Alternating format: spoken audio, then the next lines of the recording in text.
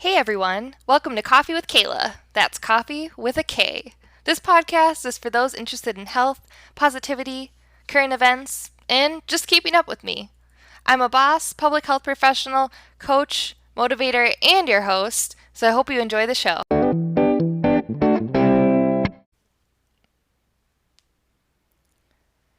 Hey everyone, thanks very much for joining me on Coffee with Kayla. This is episode 6. So I am recording this on Monday, the 8th of October, 2018. Typically, the podcast comes out on a Friday, and there's been a lot going on this past week that's made it hard to get this podcast done. Or it's also made me want to pause and wait until I was ready to say what I wanted to say. So on Instagram, you guys voted and said you wanted to hear about getting back into a groove, and I love that topic, and I'm very much going to record an episode on that. But I decided there was stuff going on in the news and in our country right now that really needed to be talked about first. So you've likely been tuning into the coverage of the Kavanaugh appointment and Christine Blasey Ford's testimony, and I myself this past week have been glued to the TV, to radio, and to Twitter. And so I just felt like I needed to use my voice to say something about the things that I've been hearing and that I've been seeing. And don't worry, this podcast episode is not going to be in your face against one party or the other, and I'm not going to express my views on the appointment. But I do want to talk about some of the rhetoric that I've been hearing lately. So as I was listening over and over, I heard the rhetoric of our divided America. People kept saying divided America on all news and media outlets. I've heard this. And I personally think this rhetoric is dangerous. I don't want to sound naive on our country's state of affairs. I am well aware that there are people that feel marginalized and forgotten. And there are those feeling like they're underrepresented and that they aren't heard. And I know that Congress was very divisive in this recent justice confirmation vote and in many other things lately. And I remember in our 2016 election and pre-election campaign time, that brought forward many voices from the very left and the very right and everything in between. I can't help but to think to myself, why is it that we have to put ourselves in a box and compartmentalize our thinking into a label owned by one party or the other? Left or right, liberal, conservative. I think in our daily lives, we do this because it's easier for us to understand each other's and topics if we can simplify our ideas into black or white, or left or right, conservative, liberal, etc.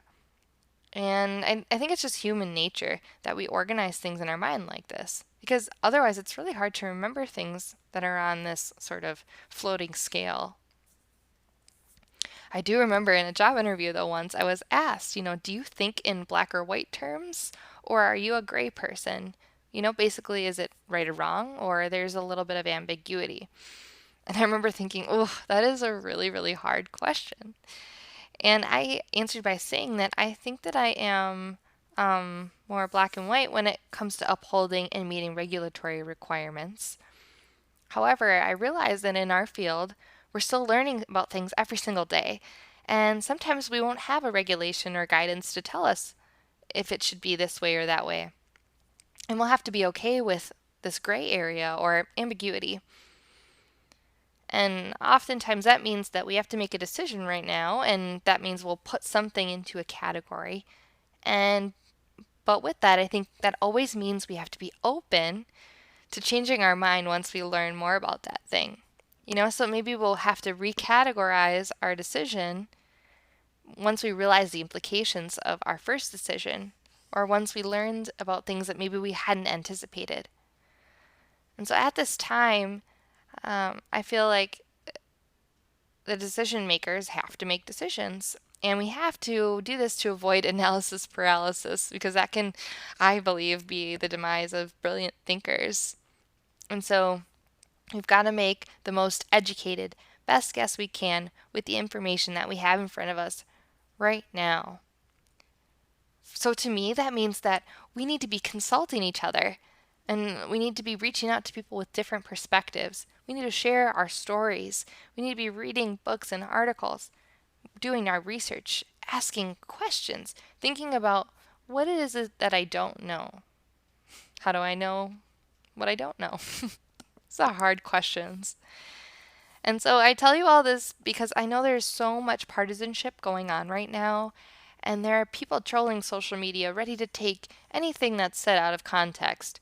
And it's a time when it can be really scary to use your voice because it's possible that anything one says can be used out of context. And we're fighting over semantics. I do believe that words are very powerful and are important that we use the right words. And that it's important that we use the right words. Um, but again, it can be really scary because of this rhetoric that we're hearing, divided America. But for me, it's not so simple that we're divided left or right. I think that we need to look at the big picture and have empathy for this, stream of ideas that we have all across the spectrum. Um, I listened to a recent interview with Colin Powell and Madeleine Albright, and I thought it was so interesting to hear them speak.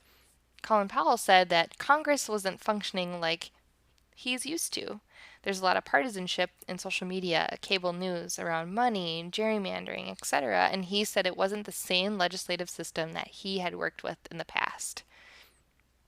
Madeline said she couldn't even think of an adjective to describe what was happening with the Kavanaugh hearings, blaming the victim, etc. And she said it was so important for men and women to work together and for the America that we believe in, where people are treated with respect.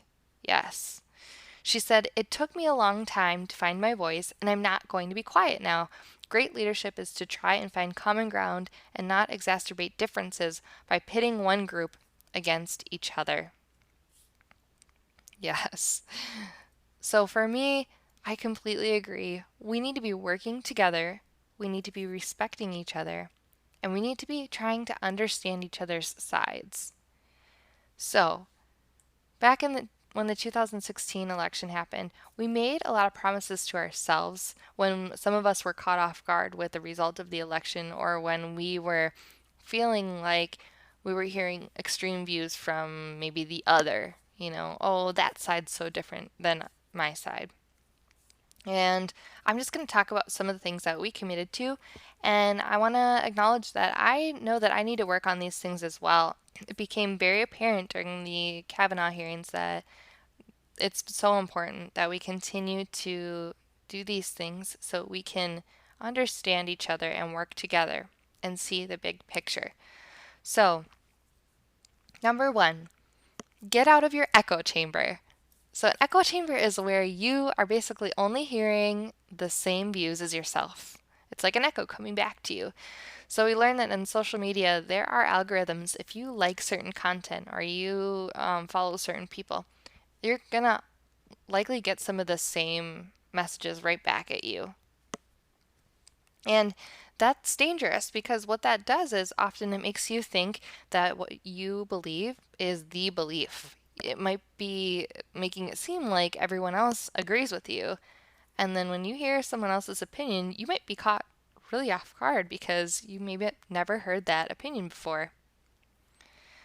So I tried to do this with the Kavanaugh hearing. I was listening to one news media and I said to myself, okay, I need to switch to a media outlet that maybe has a different view than the current one that I'm listening to.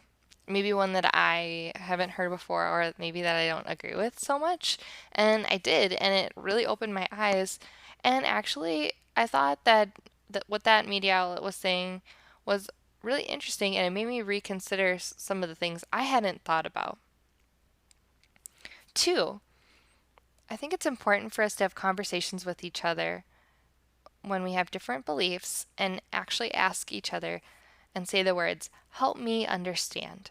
I've heard this a lot in podcasts that I've been listening to where people are trying to break down some of the barriers and of all of our, all the walls that we have up when we think about like having different views and not wanting to associate with each other because we don't have the same belief system. We want to break down those barriers. And so I suggest doing this with someone you trust, maybe a family member or a friend. And I know that it has been taboo to speak with family about politics at the holidays, but no, let's actually do that. Let's help each other understand our differences and maybe our similarities. And so, actually, number 3 on my list is actually listen to that person. Do not interrupt them, and pair it with number 2, which is ask the question, help me understand, and be open minded. And hopefully, if it's someone you trust, they're going to allow you to share your story as well. And don't feel like you are having to be complete opposites, or if they say something you don't agree with, that it's like you guys are the extremes or you're two completely different individuals.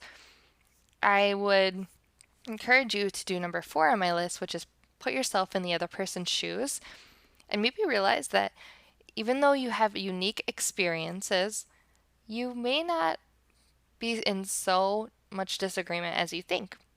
I think that we're often a lot more similar than we realize. Of course, we are different and unique in our own person, and our experiences are going to shape who we are. Even someone who's lived in the same household as someone else will have a different experience. However, you may not have completely different views. You may be able to make some compromise or find common ground on maybe one aspect of one subject that you're speaking about.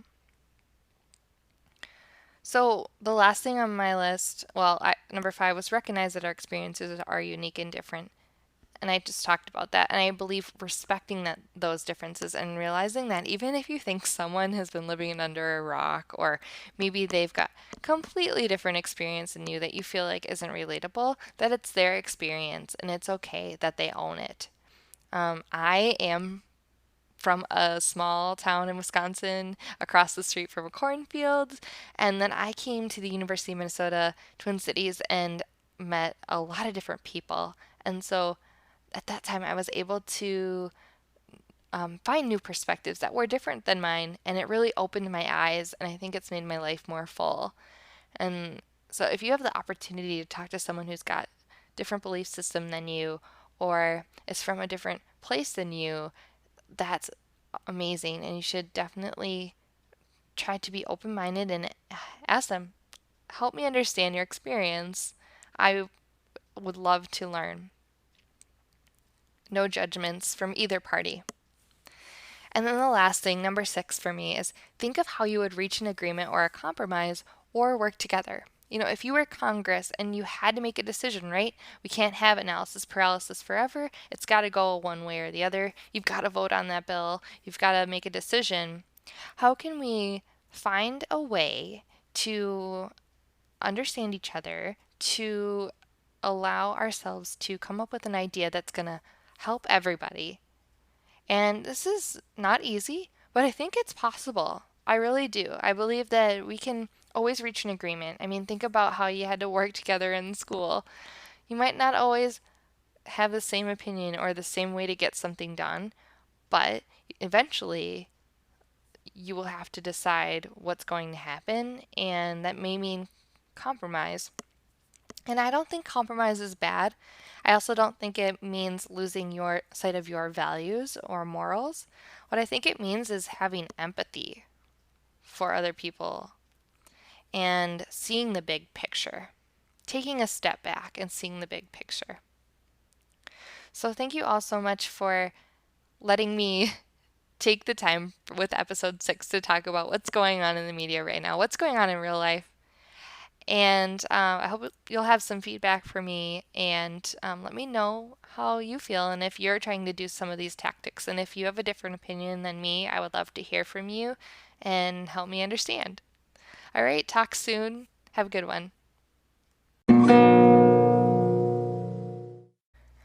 Thank you for listening to Coffee with Kayla. If you like what you heard and want to hear more, please subscribe and leave a review. You can stalk my Instagram by following me at Kayla_Cerulean and check out my website for more content at ceruleanonline.com. Thanks again for your ear, and remember to be a light in the world. Until next time, have a good one.